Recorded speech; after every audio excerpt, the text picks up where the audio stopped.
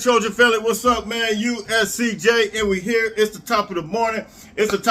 Look, man, I had so many people yesterday inbox me, USCJ, what's going on with Gary Bryant Jr.? What's going on with Gary Bryant Jr.? You guys know I brought a video yesterday to you guys, left my office, and then once I left, I was unable to get back to it, but I said, you know what? I mean, I'm talking about flooded. My inboxes have been flooded with messages. I said, I'm going to dedicate this video to Gary Bryant Jr. Just kind of want to address this issue real quick. As you guys know, Gary Bryant Jr., most of you guys know by now, he's but he's became opted to go to be a redshirt. And as a result, everybody's starting to find this out. But I want to give you some information as it relates to why he possibly did this, what was in his decision-making process, what would prompt him to do something like this.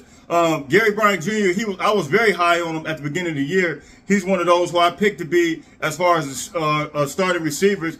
You had him, Mario Williams, Jordan Addison. Those three guys were my starters coming into the season. But however, I know some injuries took place, but even when he got well, I felt like once he got well, he was going to establish his footing and be able to come back and make some things happen. But that hadn't happened, and as a result, he decided, rightfully so, I believe, and I'm going to tell you guys why, rightfully so, decided to become a redshirt. But I want you guys to look at this. Gary Bryant Jr. had coming into this season, had a lot of accolades, had a lot of things that other media outlets were projecting him to become this year and projecting him to produce on the field. But I want you guys to take a look at some of this information that I'm going to give you guys right here. Check it out.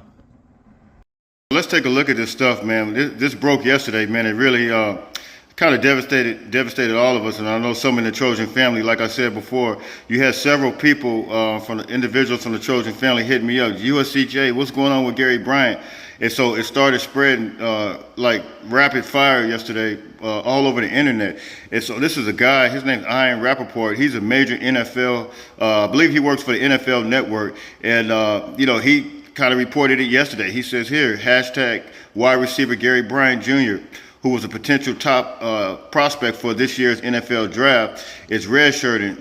Sources confirm he's strongly considering and transferring and will be highly sought after if or when he does. And so you see him, that's one of the guys that put the information out yesterday. And like I said, Gary Bryant was projected to go I believe this year in the second round. He had, you know, quite a few yards last year coming into the season, 575 yards, 7 touchdowns, but he showed flashes that he's a NFL prospect. And so this was one of the outlets. I had 3 outlets here that I wanted to show you that kind of, you know, made reference to Gary Bryant Jr.'s abilities as it relates to him as a receiver. The next one is going to be this. This is 24/7 Sports. They had, coming into the season in the summers, you know, every summer they put out top players, top teams, top projected transfer guys. And this was guy, they had a list that came out. They said 22 players to watch ahead of the 2022 season. And as you see here, Gary Bryant, they had number 16 coming into the season. They projected him to be the 16th best player to watch as it relates to the 2022 season. This is coming from 24/7 Sports media outlet. And I actually posted this one on my Instagram here. The next one's going to be, this is it right here. This is Big Game Boomer. They had top 50 receivers entering the 2022 season. And you see up top here, they have Ohio State, Jackson Smith for Jigma. Then you had Jordan Addison right here, if you look at it closely, number 2. But of course it says TBD. I guess he was going in the transfer portal at that point. He hadn't yet chose which school he wanted to go to, so they had him at number 2 with no school next to it. But if you scroll over the second list, let's look at it here.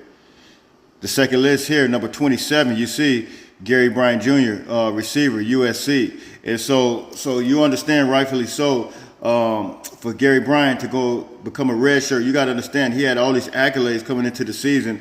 He was already projected to be a second-round pick. Not only that, he proved some of that stuff on the field. And so, and then you couple that with all different kinds of resources. You had the NFL Network, guys that recognize him. You had 24/7 Sports recognize him. Then you had this guy here, Big Game Boomer, recognize him. So to have all these accolades, you have, and then he won some kind of, I can't remember the name of that award, but to have all these different accolades and things going on about you, and to just essentially have everything shut down. If we looked at these games, I guess beginning of the Rice game, he might have had maybe 1-2 catches, maybe. If you look at the second game, you really didn't see him a lot. I think maybe one kick return. And then I know last game, I think it was just a kick return. I think 1 catch for 1 yard. So rightfully so, Gary Bryant decided to opt and go, the red shirt. Now some say, he's getting ready to transfer. Well, you can't transfer, and you can't transfer right off the bat. And I'm gonna show you that the NCAA changed some of their rules as it relates to the transfer portal. And I'm gonna go over some of that stuff with you. But he is going to redshirt, and I give credit to Lincoln Riley for allowing him to redshirt, because he could have blocked it, but as a redshirt, you can only play in home games, and but if the coaches decide to have you play, they can have you play if they need it. Just for example, if somebody gets hurt like a Addison or a Mario, and they need you to play, they can say, "Look, we need you to play. It's time to take that red shirt off. Come on." So he will be on the practice squad. He will be on the scout team, and of course, the scout team will never see another receiver like this. I'm sure he'll be giving them plenty of work on the scout team, but he'll still be on the team, and he'll still suit up for the home games. However, I don't think, according to the rules, when you redshirt, I don't think you have to travel with the team. Somebody can clarify that with me. Let me know. But let's look at some of this transfer portal information. All right, this is it right here. This is from September 14th, 2022. The NCAA instructs, this is an article from ESPN, the NCAA instructs schools to remove transfer portal entries since new windows went into effect. A lot of people didn't realize these new transfer portal windows. I think I did a show on it a couple of months ago. The NCAA, they were going to have these windows. You can only do it a certain time of the year. Now this thing actually went into effect. So here it is right here. Here's the article from it. The NCAA has instructed college football programs to remove the names of any student athletes who enter the transfer portal. Since the new portal windows went into effect August 31st, the NCAA confirmed to ESPN on Wednesday. The schools were also told not to contact any student athletes who entered the portal during that time frame. The NCAA Division I Board of Directors on August 31st voted to approve 60 days throughout the calendar year during which student athletes can enter the transfer portal, and change that went into effect for 2022-2023 season. This just happened. All this stuff just happened. So if he decides to go in the portal, he can go in the portal at the end of the year. And but my hope is that he doesn't. But that'd be selfish for me, because he knows his abilities. But I want to show you guys something else, that some other players that were at USC that dealt with some similar type of things. If you guys remember, this is Bayless Jones, and man, I was so high on him, and I think he came prior to Gary Bryant Jr. And listen, man, he was one of those that was at USC. He was running kick returns, he was running punt return, and he was extremely effective. And he was underutilized. He was underutilized, and man, it hurted me to the core to see this guy not being used right. And so he went to Tennessee, balled out, went crazy, and he was drafted this year in the 3rd round to the Chicago Bears. So this is Bayless Jones. Big up to Bayless Jones, and it puts me in the same mind frame as his abilities as what Gary Bryant has. The next guy is going to be him. He was at USC. He transferred. You guys know who he is. It's Bro McCoy. he's having a very successful year now at Tennessee as well. You know, it wasn't the end of the road for him just because he decided to leave. I'm not saying Gary's leaving, but what I am saying is he redshirted, and if he decided to leave, you know, success still can be obtained wherever you go. And so this is Gary right here, man. And look, man, whatever you decide to do, listen, you got much support for the USC family. You know, I've had so many people inbox me and say, man, what's going on with Gary J? You know, so I had to dedicate this show completely to Gary. You know, because I had that much respect for him. He was in my top receivers, and it's much love to him, much success.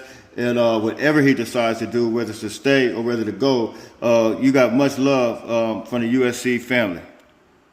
And so look, that's it right there. I'll be coming to you guys tomorrow. I got my my game preview. I've already got it together. I'm getting ready to put that out tomorrow. USC versus Oregon State. What I predict, my projections. I already told you guys a couple days, well, yesterday, some of the injuries that Oregon State sustained. So listen, I'll hit you guys back tomorrow. You guys hit me in the comment section. Everyone that comes on, I need you guys to like, share, subscribe. Send this all around. Send it all around. Like, share, subscribe. Hit me on USCJ32 on Instagram or USCJ32 on Twitter if you want to direct message me and have a conversation with me. Okay, until then, until I see you guys tomorrow, everybody stay blessed and fight on, fight on, fight on.